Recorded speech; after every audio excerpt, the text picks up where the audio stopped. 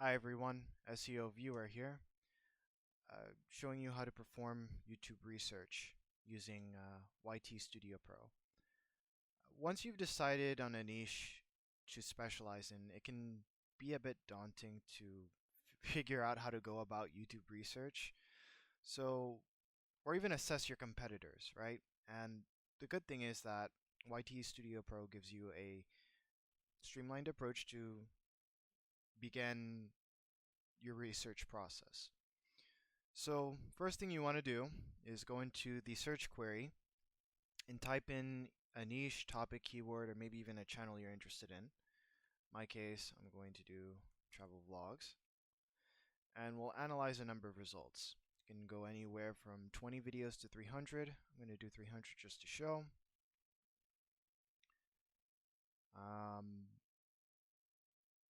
And the way this will end up being organized, it'll go by top performers. It'll show how video view count is kind of correlates with video length, and then it will show all the results of the videos that were analyzed.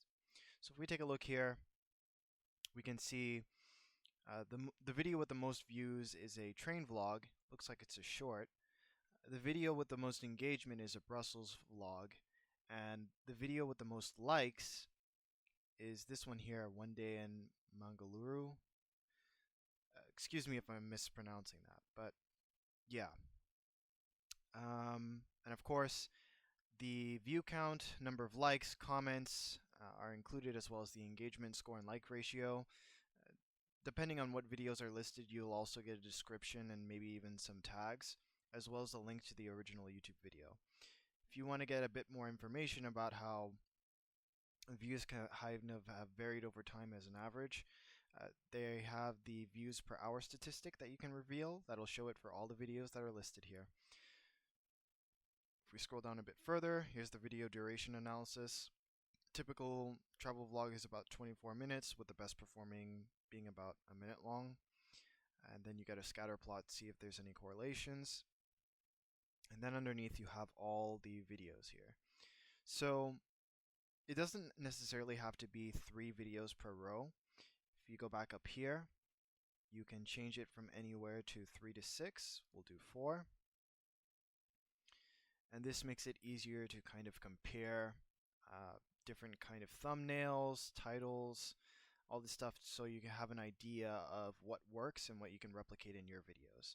You can also see whether or not the videos are short, like this one here, or a normal YouTube video like this one here.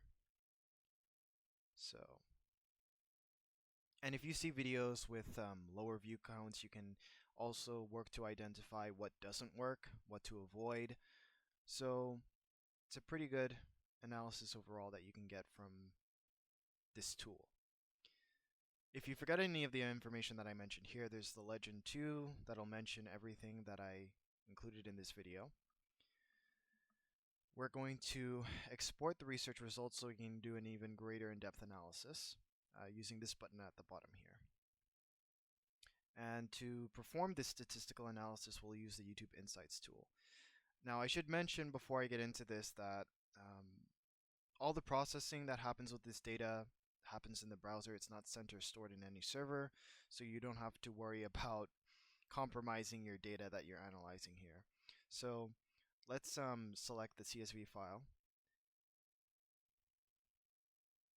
and we can see that 300 videos were analyzed. This just gives you general view counts, data points, and then there's 2 forms of analysis that can be done. You can go either by view metrics, or you can go by keyword analysis. And starting with the view metrics, the first 4 bubbles here kind of give you the stats of the average video in this sort of niche or area that you're analyzing. And then on the bottom left here, we have a outlier analysis, which identifies outlier videos on the basis of view count or engagement.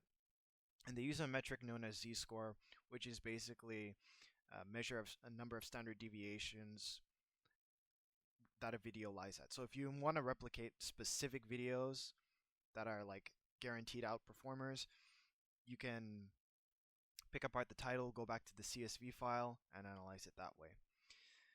This is another duration versus views analysis so that you get a better idea of any sort of correlations between the two. This is a view count versus distribution, which shows how many videos have X amount of views. Engagement by duration shows you if there's any sort of trend in the data, so you can assess whether or not it would be better to make a longer video or shorter video. This shows you the top 5 performing videos in terms of engagement and the least or the worst 5 performing videos on the basis of engagement. You could possibly take a look at the titles, what they're discussing, to assess like, oh, maybe I shouldn't do this if I want to get more engagement on my videos, or maybe I should do this if I want to get more engagement on my videos. And finally, we have a performance breakdown in a pie chart of videos based on their duration.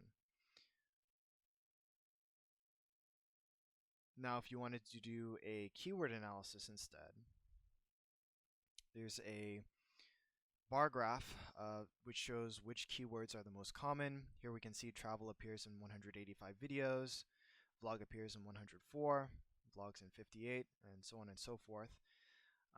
So you have an idea of which keywords to include in your titles.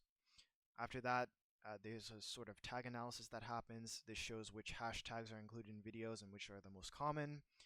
This shows, which tags are the most popular and how they correlate with views. And this shows the most used tags in the top 10 videos in terms of engagement. And finally, we have a title structure analysis that shows the typical length of a video title, whether the video title uses emojis, numbers, or questions, so that you can keep that in mind when you're constructing your YouTube video titles.